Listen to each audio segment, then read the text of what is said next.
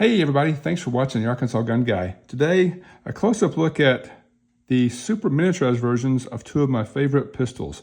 The Beretta PX4 Storm Subcompact compared to the H&K P30SK Subcompact. Again, these are just super miniature versions of two of my favorite full-size pistols. And as I started doing research here to get talking points together, I realized there's not a lot of double action, single action subcompact pistols out there. As a matter of fact, as of September 2023, I think there's only one, because these are the last two that I was aware of. And even though the Beretta PX4 Storm Subcompact is listed on Beretta's website, after contacting them, this gun has actually been discontinued. So the last standing double action, single action subcompact that I'm aware of is H&K's P30. So if you don't want to carry one of these micro 9s like the SIG P365 or a Springfield Hellion or Hellcat rather, it's a striker fire, but super thin. If you don't want to carry one of those, or if you don't want to carry a super thin cocked and locked hammer fired gun like the Kimber Micro 9 or the SIG 938, these were your options. If you want a hammer fired gun, double action, single action, these were your only two options, and now they're down to just one. But again, I own them both, I love them both, and I just want to do a close-up look at them and show you how they descended from their big brothers, look at them side by side. And again, I would love to hear your thoughts too. Do you guys agree that the subcompact hammer-fired platform is dying or dead because of the Micro 9s? Did they just kill it? Because they are very easy to carry. I mean, I bought this 365. I carry it a lot because it's so thin and easy. I prefer hammers greatly, so I do have a safety on this guy. I don't want a striker fire gun pointed downward at my junk without a safety on there. I enjoy the safety of that the hammer fired guns provide, but again, they're just not as easy to carry and they're not as readily available, it looks like. So again, these guys, I'll kind of start with the Beretta first because he's the oldest. The Beretta PX4 Storm full size was introduced in 2004. Very unique gun. It comes in a full size and a carry option, a compact carry. And this is the subcompact version. This guy was introduced around 2011, I believe, about 7 years later. And I mentioned most of these guys are just direct descendants of their big brothers. You'll see they have similar takedown levers, somewhat similar multi-function levers here. I've changed these out. They are both hammer fired. I'll decock this one quickly. So they'll have the same texturing and same adjustable back straps. This one does have the option of Talon grips, where this guy is just slick. But for the most part, they're exactly the same as their big brothers, with one exception on the Beretta. The full-size Beretta has a rotating barrel design, opposed to the tilting Browning action. You'll see this barrel rotates as it comes back. For most other guns, just tilt forward. So the subcompact version of the PX4 Storm did not do that. There wasn't enough room physically here to rotate the barrel. So you'll see as I pull this back, it does not rotate. It just has a traditional tilting block there like any other 9mm. Now, if you look at the H&K versions, the P30 and P30L came out around 2008, about 4 years after the Beretta. Many evolutions of this. There's other videos on that. But this came out in 2008, and about 7 years later, oddly enough, we got the subcompact version here. So again, this guy is pretty much a direct descendant of that guy. It has the same mag releases. I love their the mag releases on H&K. Has the same takedown lever.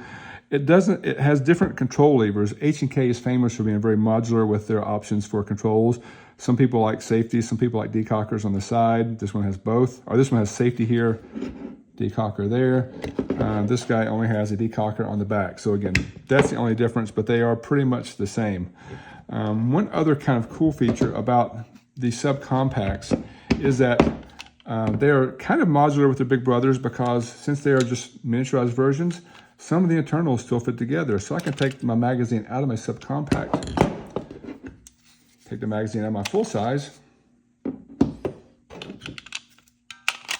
insert it in the compact, and it still works just fine. I even make spacers for these for the various size Beretta magazines. So one of the cool features is if you have multiple versions of these firearms, the magazines will work with all of them. So let's just kind of look at what they descended from. But let's look at these two guys side by side, because I think they're pretty cool guns. And again, I know I mentioned this before, but if you guys have these, I would love to hear from you, because anyone researching these guns, read the comments, and I think find your comments very valuable. And you probably know more than me, honestly. So I'd love to hear your feedback. Looking at them side by side, so this is the H&K, this is the Beretta. They're both double action, single action here with hammer fired. The H&K does also offer their subcompact in the LEM trigger, which is a very unique, very cool trigger system. I just don't have one here, but there's two trigger options here, double action, single action, or the LEM trigger, where you have just double action, single action on the Beretta. Now, also caliber-wise, the P30 full size comes in both 9 and 40. I do believe the P30, and I know you'll correct me if I'm wrong, is only available in 9mm, whereas the PX4 subcompact, like his big brother, was available in both 9 and 40 Smith & Wesson. So again, that's one difference in the triggers, one difference in the calibers that they will take. But these are both 9mm options here. And you can see the Beretta looks slightly shorter. It is shorter and fatter. The barrel on the Beretta is only 3 inches long versus 3.27 inches on the H&K. Lengthwise, 6.2 inches versus 6.4, so again, super short. Widthwise, the Beretta is a little fatter at 1.42 inches versus 1.28 inches. And I think a lot of that width comes with these big wings that function as takedown lever, function as safety decockers on the Beretta. So I think that adds to the width there, which makes it a little harder to carry. Height-wise, the Beretta is slightly taller at 4.8 inches versus 4.5 inches here. And weight-wise, the Beretta is slightly heavier at 26 ounces versus 24.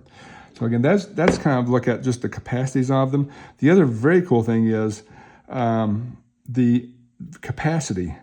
The H&K, when I bought it, came with a extended magazine like this.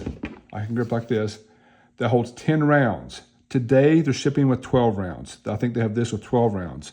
But they sent, mine was this with 12 rounds, or this 13-round extension that goes on there, which would look like that. So that's what the 13-rounder looks like on the H&K. The Beretta, which looks smaller in most every way, actually came with two magazines, a flush fit, and this guy with a slightly extended base plate with the fancy pinky drop on there. I think that was kind of cool. But this guy holds 13 rounds as well. So if you look at the different side to side, it's amazing. I think Beretta did a very good job engineering of getting 13 rounds in this firearm. So again, both fantastic firearms. I'm not going to pick one over the other. I think they're both awesome, but just those are some of the differences in them. If you look a little closer, just up top, we'll start up. The Beretta has standard 3-dot sights, where the H&K has got some more luminescent sights. Again, they're both hammer fired, you can see, with the H&K having a decocker here in the back versus the side levers here, which are ambidextrous on the H&K. The Beretta is pretty much right-handers only. Control lever is on the left-hand side, nothing on the right except for the multifunction lever. The slide stop, slide catch, and the mag release are both ambi on the H&K. H&K does a really good job making stuff ambi for left-handed guys like me, so I always appreciate that. Both have, pretty generous cocking serrations. They both have pick rails. The H&K is a little more prominent than the Beretta, but I think they both function very well. I've never tried to hang anything off the end of that Beretta, but even the full size only has the single notch up there. So I'm assuming that it works. Very, very interesting that, this guy, you think maybe it's just for space, only have the one notch, but even the full size just has the one notch up front for a pick rail. So I found that pretty interesting as well. Triggers are both double action, single action. Nothing special on either one. I shoot the Beretta trigger a little better, but in general, both shoot great for guns with such short sight radiuses. Again, and you can see the Beretta is absolutely shorter than the H&K. While I do like the trigger slightly better in the Beretta, I do tend to be a small bit more accurate with the H&K, probably due to that longer sight radius. But again, these are just two fantastic firearms I want to share with you guys, and would love your thoughts too. Is the double action, single action, subcompact genre a thing of the past? Does it matter anymore? I hope it does. I like these. I'm going to keep them. I don't carry them as much as the Micro 9s, but I do think they're still important. My wife drops them in her purse all the time. They're easy to carry in a bag or in a truck if you need to. So again, I like these. I'm going to keep them forever. I'm curious your thoughts on this platform, double action, single action, subcompacts. What do you think? Do you have either of these firearms? Would love to hear your feedback. As always, thank you guys so much for watching the Arkansas Gun Guy. If you haven't yet, please like and subscribe. It'll help me grow my little channel. Thanks.